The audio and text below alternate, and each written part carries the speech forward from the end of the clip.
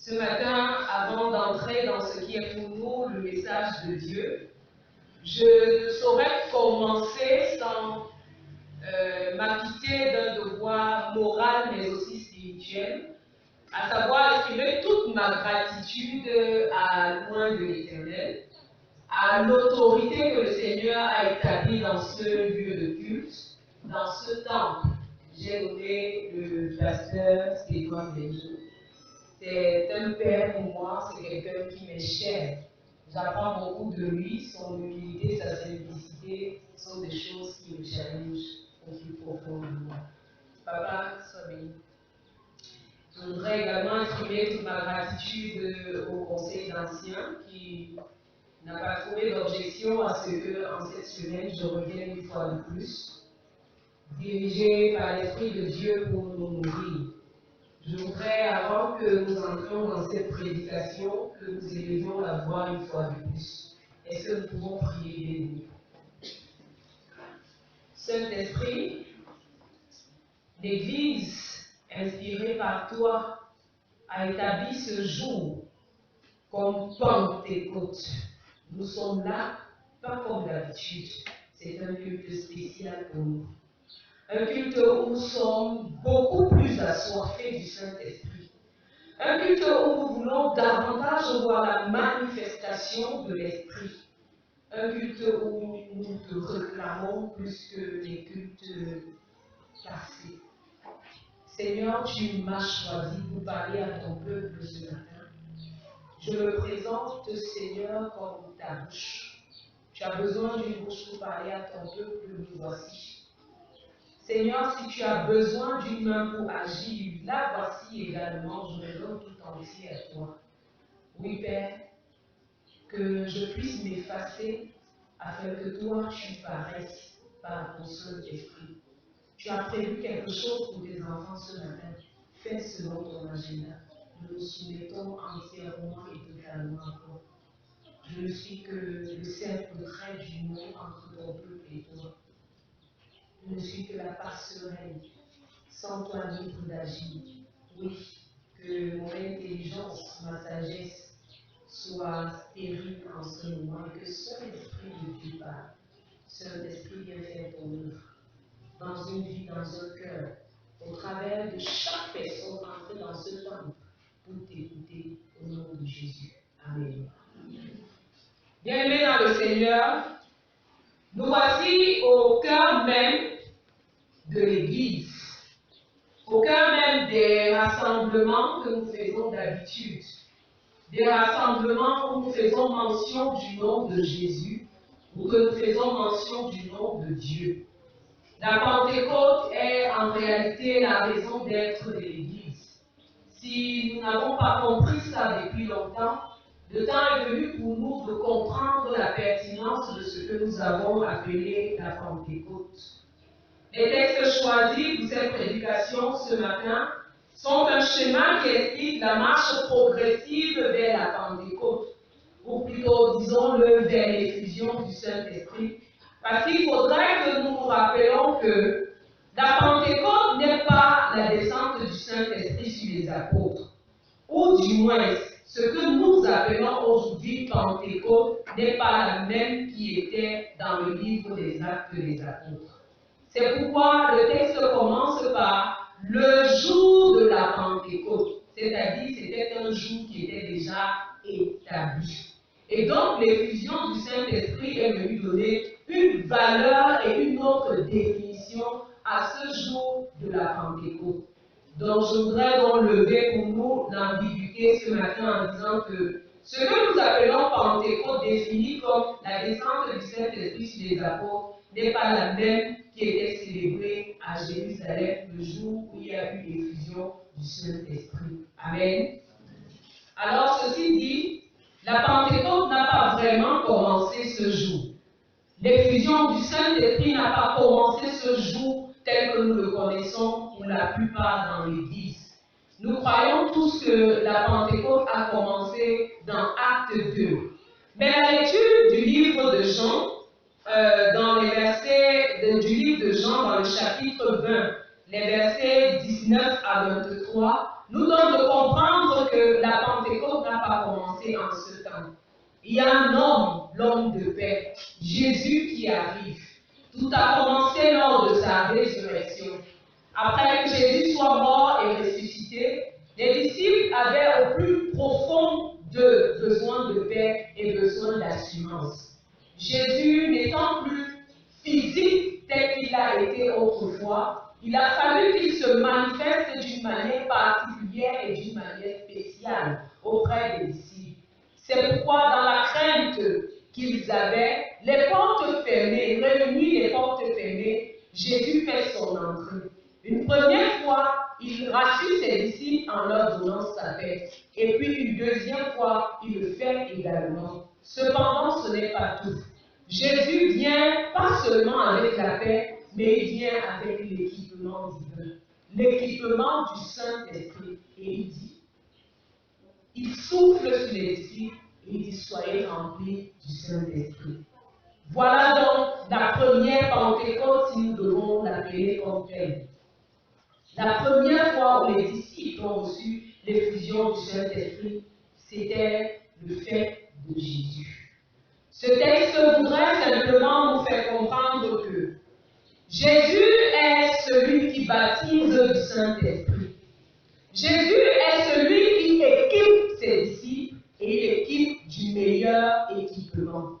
Jésus met ses disciples en mission au travers de ce texte, mais il ne les met pas en mission sans équipement. Il les met en mission et il leur donne le meilleur de tous les équipements, à savoir le Saint-Esprit. Il vient et il leur dit de nouveau, la paix soit avec vous.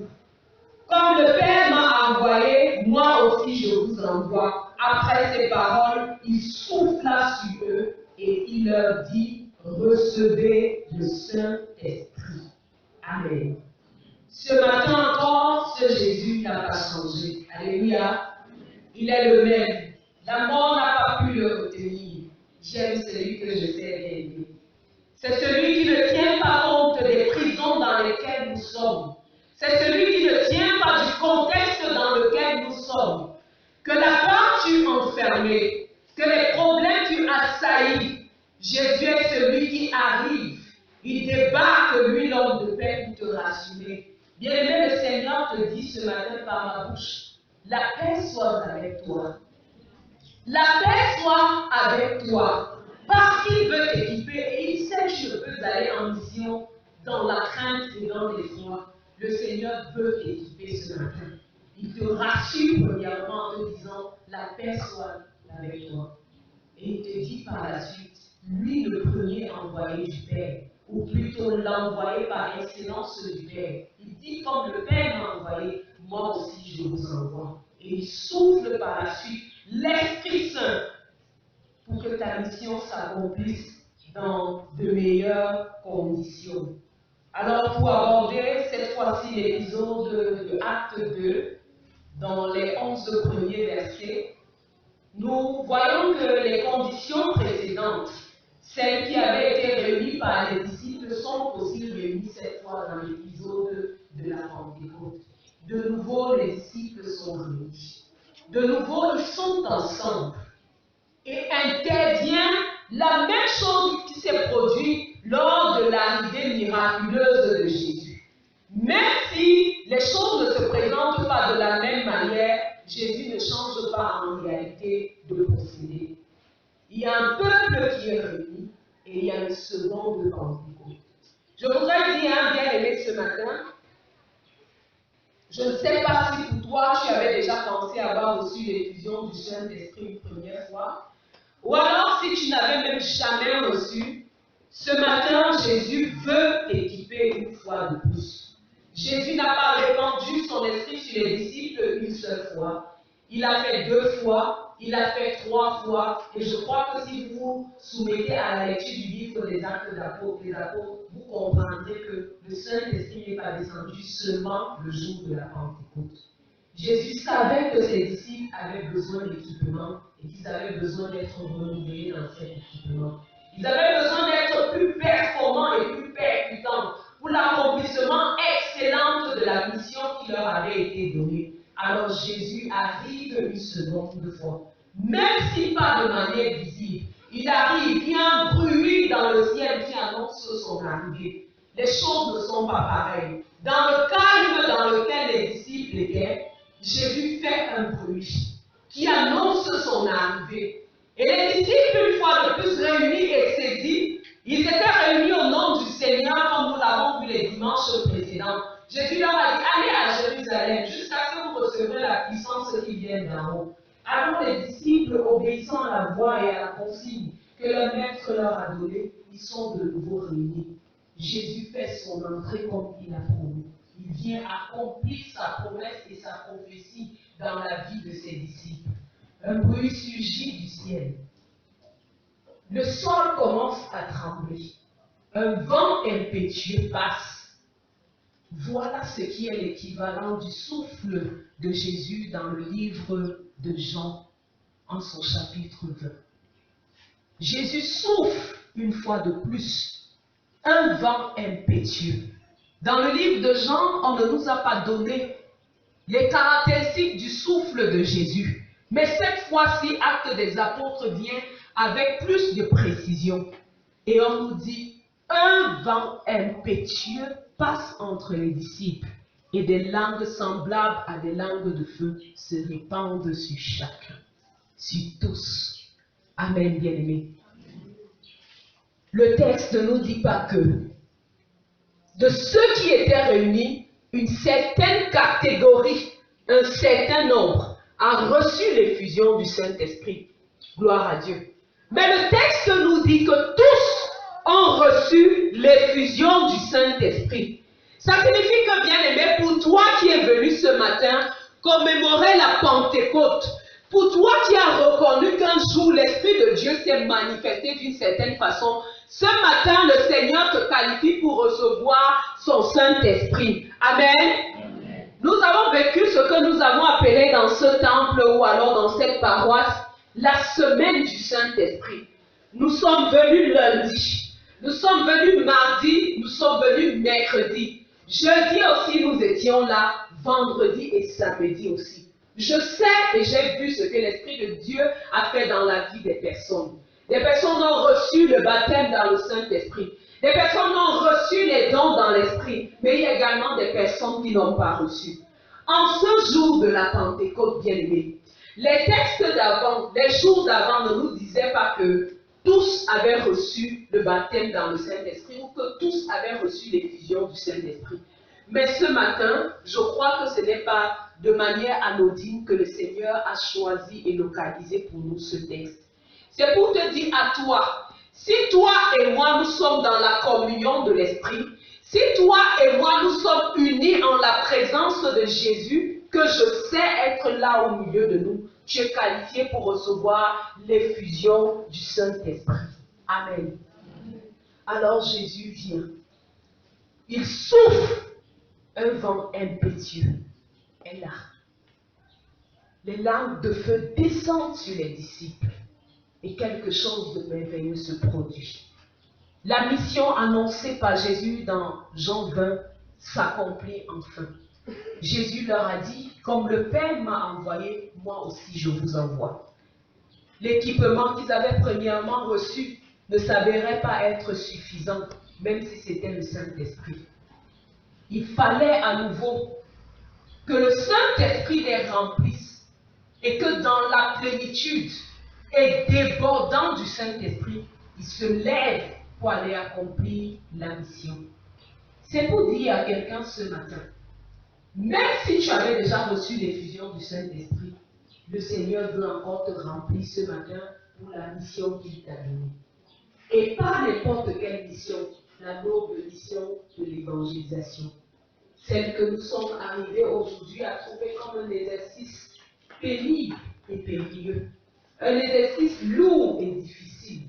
Or, c'est la première mission que le Seigneur nous donne. Moi, j'aime sortir évangéliser. Quand je sors évangéliser, j'ai l'impression d'avoir accompli ce pourquoi le Seigneur m'a créé sur la terre. Quand je vois une âme qui est sauvée, là, je sais que le Seigneur est heureux et qu'il y a de la joie dans le ciel. Les disciples avaient besoin d'équipement pour le faire. Et lorsqu'ils ont reçu l'effusion du Saint-Esprit, ils sont sortis. Le Seigneur avait préparé le contexte au dehors. Il avait choisi le jour de la Pentecôte pour prouver qu'il est Dieu et qu'il agit. Pour prouver que ses disciples avaient reçu le meilleur de tous les équipements. Les disciples sortant donc de la chambre haute trouvent autour d'eux des personnes venues de loin. Des personnes qui ne parlaient pas forcément le même langage. Mais comme Dieu est Dieu, et comme le Saint-Esprit n'est pas naturel et surnaturel, il leur donne la capacité de s'exprimer en d'autres langues. Ces expressions et cette action des disciples fait du bruit, et tous accourent pour venir les écouter. Bien-aimé dans le Seigneur, tu ne peux pas recevoir l'Esprit de Dieu et ta vie reste naturelle. Non, c'est impossible. C'est impossible. Tu ne peux pas recevoir l'Esprit de Dieu et ta vie reste naturelle. Le Saint-Esprit présent en toi, la plénitude du Saint-Esprit dans ta vie, fait de toi du miel qui attire des abeilles. C'est ce que ce texte nous dit. Les disciples étaient là, alors qu'ils avaient commencé à parler à une personne, des merveilles de Dieu. Alors qu'ils avaient commencé à parler à 2 personnes, des merveilles de Dieu. Le reste du peuple a commencé à accourir pour venir écouter le message de l'Évangile.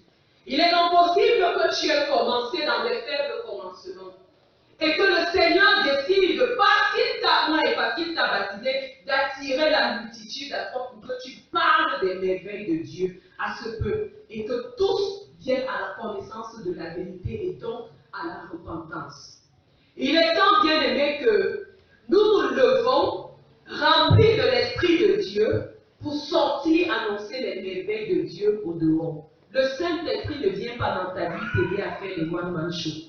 Ou bien pour que tu t'estimes supérieur à quelqu'un dans l'église qui ne parlerait pas en d'autres langues ou qui ne manifesterait pas de manière spectaculaire un certain don de l'Esprit. Le Saint-Esprit vient t'équiper pour la mission.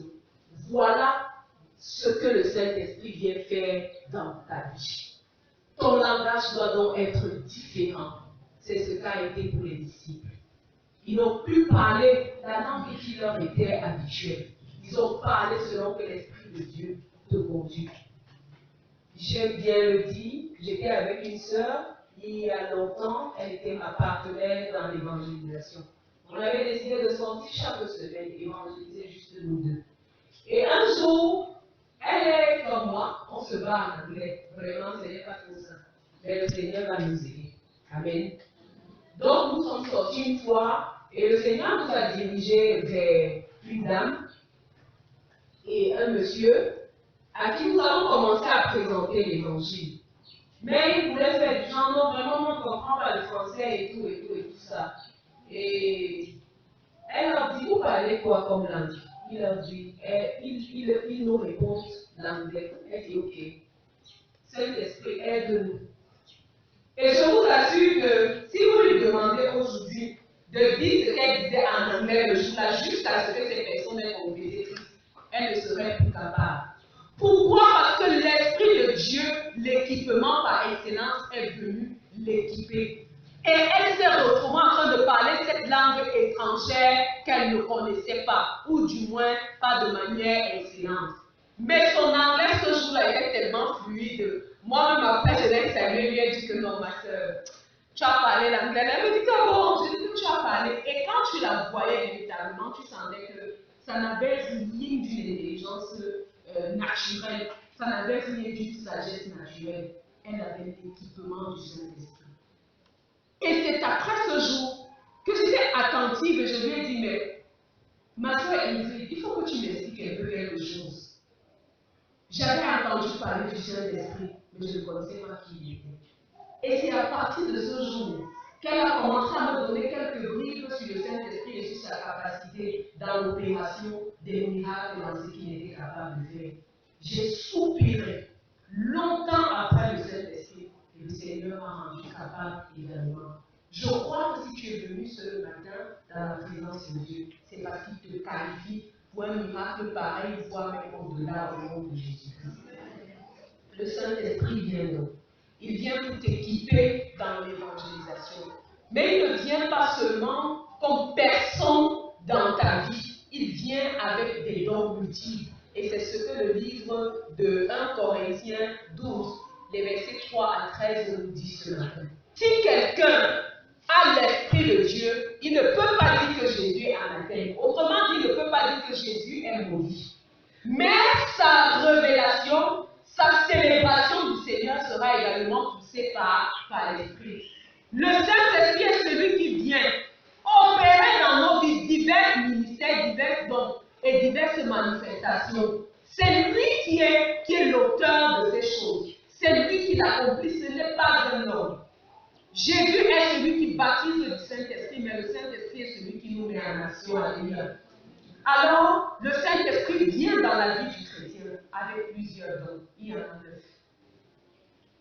Et je crois que ce n'est pas anodin que les premiers qui sont cités soient les dons de langue. Parce que le Seigneur a besoin de ta bouche bien-aimée. Le Seigneur a besoin de ta langue bien-aimée. Je dis toujours, il y a des personnes, et je crois que si tu as toutes les maladies, sauf l'autre là, tu es qualifié pour être puissamment utilisé. Je ne dis pas que les autres ne sont pas qualifiés, mais je suis en train de dire que si tu n'es pas sourd, si tu n'es pas muet, si tu n'es pas aveugle, tu es qualifié pour être une âme tranchante dans la main du Seigneur. Si tu n'es pas muet aussi, alors le Seigneur commence par les dons de langue dans ce texte de 1 Corinthiens 12. Ce n'est pas anodin. Le Saint-Esprit vient nous donner des dons multiples pour l'édification de tous, comme les disciples ont fait le jour de la Pentecôte. Après avoir reçu le Saint-Esprit, ils ne sont pas restés dans la chambre haute pour dire « Alléluia, on a reçu le Saint-Esprit, nous valons mieux que ceux qui sont au dehors. » Ils sont sortis pour que toute la multitude en bénéficie. Il en est de même pour les dons de l'Esprit. Que tu aies reçu le don de parler en langue, que tu aies reçu le don de l'interprétation, le don de prophétie, les paroles de sagesse, les paroles de connaissance, le don de miracle, de guérison, et tout autre don qui est cité dans ce texte. Le Seigneur te dit ce matin, ce n'est pas pour toi, c'est pour l'édification des saints. C'est pour la communauté. Ce n'est pas pour toi, ça ne t'appartient pas. C'est l'équipement pour le service de Dieu. Voilà ce que le Seigneur nous dit ce matin. Et je voudrais dire à quelqu'un bien aimé, si tu n'as pas encore reçu l'Esprit de Dieu ce matin, si tu n'as pas encore reçu l'équipement pour l'accomplissement de la mission, c'est parce que tu es resté trop religieux. Tu es resté trop religieux et tu as défini le carnaval dans lequel l'Esprit de Dieu pouvait se manifester à toi. Tu as défini le carnaval dans lequel l'Esprit de Dieu pouvait descendre sur toi. Aujourd'hui, l'Esprit ne descend plus forcément par des langues de feu. C'est possible, mais ce n'est plus par des langues de feu forcément que le Saint-Esprit descend sur les disciples. Le simple vent, la simple présence de Dieu peut te saisir et tu es baptisé par l'Esprit de Dieu. Arrêtons de définir Dieu. Arrêtons de définir Dieu et de lui présenter le carnaval dans lequel nous devons recevoir sa puissance et son équipement. Le texte de Jean nous laisse à dessein définir la suite du souffle de Jésus. Peut-être que ce n'était pas seulement ce vent impétueux. Peut-être quelques-uns l'avaient ressenti de manière douce. Peut-être chacun avait senti ça en lui, comme le Seigneur en avait décidé, et qu'au jour de la Pentecôte, le Seigneur avait choisi que pour aujourd'hui, le standard est le même pour tout le monde. C'est Jésus qui baptise, et il est donc souverain dans la manière avec laquelle il le fait. Arrête d'établir des carnivals bien-aimés. Arrête de donner un champ de une circonscription à l'Esprit de Dieu de se manifester en toi. Le Seigneur veut t'amener loin. Le Seigneur voudrait par ta bouche convertir des nations. Oui, ce n'est pas en vain que l'on dit dans le texte de Actes qu'il y avait des gens venus de partout. Des Crétois, Père, Cappadoce, Mésopotamie. Les gens de la contrée voisine. Ce n'est pas en vain, c'est pour montrer la puissance du ministère et la puissance de l'équipement du Saint-Esprit à convertir tous les peuples par ta bouche. Tu es qualifié ce matin comme missionnaire dans l'évangélisation. Tu es qualifié ce matin pour accomplir avec puissance ce que le Seigneur a prévu depuis le commencement lorsqu'il a envoyé ses disciples. Tu es disciple du Seigneur et tu peux donc être équipé par le Saint-Esprit. Je disais tantôt, si tu as loupé l'Esprit de Dieu, si l'Esprit de Dieu t'a loupé, lundi jusqu'à samedi, aujourd'hui l'Esprit de Dieu ne te loupe pas. À condition que tu penses comme moi, que Jésus est celui qui baptise, que le Saint-Esprit est le meilleur équipement. À condition que tu penses que tu es invité dans un champ de mission où le Seigneur est le seul qui doit être glorifié par son Saint-Esprit, au travers des multiples dons qu'il te donne. Je ne voudrais pas être longue, parce que je pourrais passer des jours et des jours à nous parler du Saint-Esprit. C'est ma passion, c'est mon obsession. Le Saint-Esprit, c'est ma poursuite. Parce que sans lui, il n'y a rien de grand qui se fait. Les disciples sont restés stériles, improductifs, incapables de chasser un petit esprit, parce qu'ils n'avaient pas l'Esprit de Dieu. Mais lorsque l'Esprit de Dieu est venu, alléluia, l'équipement par excellence, ils ont fait ce qu'ils n'ont pas pu faire en 3 ans au pied de Jésus. Je crois que ce matin encore, ou en tout cas à partir de ce matin, le Saint-Esprit veut faire quelque chose de grand au travers de toi. Je voudrais que tu te lèves, bien-aimé, de là où tu es.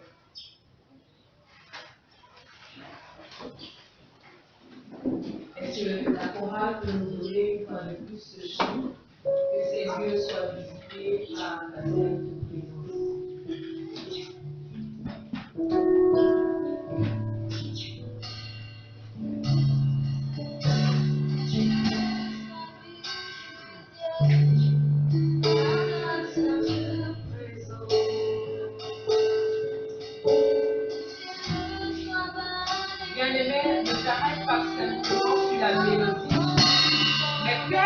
Les mots qui sont dits. Oui, Jésus est capable de se lever de son saint lieu pour répandre sur toi ce matin des langues de feu. Jésus est capable de t'équiper à nouveau pour la mission. Il est capable de répandre sur toi encore ce matin l'Esprit de Dieu.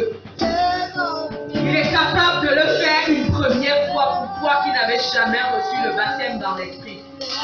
Il est capable de le faire une deuxième fois pour toi qui avais déjà reçu. Et même une troisième fois. Que Seigneur soit visité par ta sainte présence. Saint-Esprit de Dieu visite ces lieux par ta sainte présence. Seigneur soit balayé. Balaie ce lieu par le vent de ton esprit.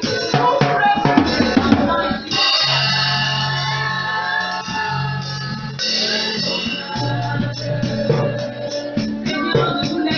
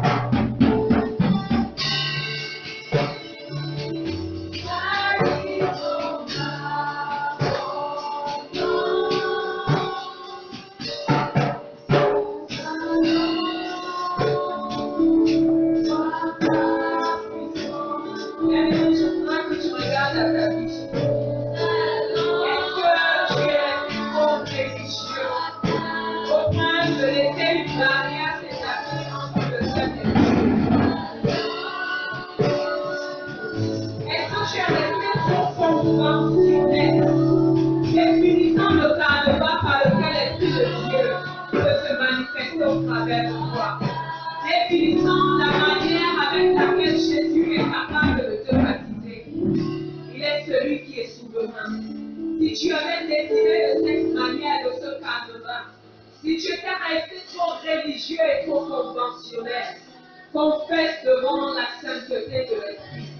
Et dis-lui, Saint-Esprit de Dieu, je ce matin, ma limitation, ma restriction, que je me suis moi-même imposée, ma mauvaise compréhension de l'Esprit et du ministère du baptême du Saint-Esprit dans une vie.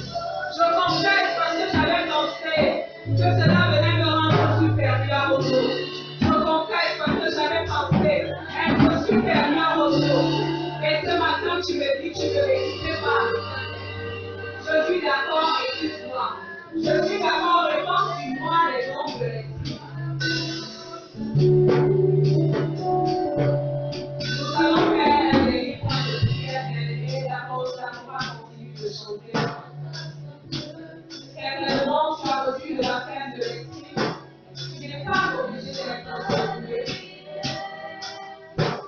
Et le Seigneur peut t'équiper de plusieurs dons. La Bible dit aspirer au don des meilleurs.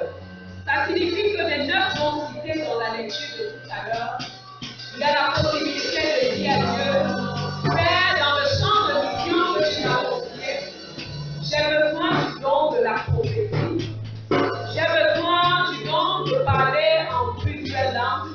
J'ai besoin du don de parler en langue, la langue céleste, la langue des anges, la langue du royaume des cieux. J'ai besoin du don de guérison. J'ai besoin du don d'interprétation. J'ai besoin de quelques autres dons que je vois. Alors ce matin, tu vas soupirer davantage après la manifestation et l'équipement divin. Tu vas dire à Dieu, Saint-Esprit de Dieu, équipe-moi de tous les dons ministériels. Oui, il y a des personnes qui, pour comprendre l'évangile, ont besoin de la démonstration de la puissance. Il y a d'autres qui ont besoin de savoir que tu ne parles pas leur langue, mais ils ont besoin de l'écouter dans leur langue. Il y a d'autres encore qui ont besoin de la guérison. Il y a d'autres qui en ont besoin des miracles. Le Seigneur est là ce matin, il est disposé et il veut te donner. Alors, ne place simplement. Dis à Dieu, Saint-Esprit, équipe-moi ce matin. Équipe-moi du don. Équipe-moi des dons cités dans le livre de 1 Corinthiens 12 et versets 3 à 13. Que ma manière de dire Jésus est Seigneur ne soit plus la même, mais que poussé par l'Esprit, je puisse le dire. Que ceux qui ne te connaissaient pas encore te connaissent, parce que tu m'auras équipé dans le champ de mission que tu m'as confié. Père, nous te célébrons ce matin, nous te glorifions, Saint-Esprit de Dieu, nous te salmodions. Nous te rendons toute notre révérence et notre adoration. Jésus, nous te bénissons et nous sommes heureux de savoir que c'est toi qui baptises. Ce matin, les cœurs soupirants, les cœurs désireux d'être équipés pour ta mission, nous nous déposons à tes pieds.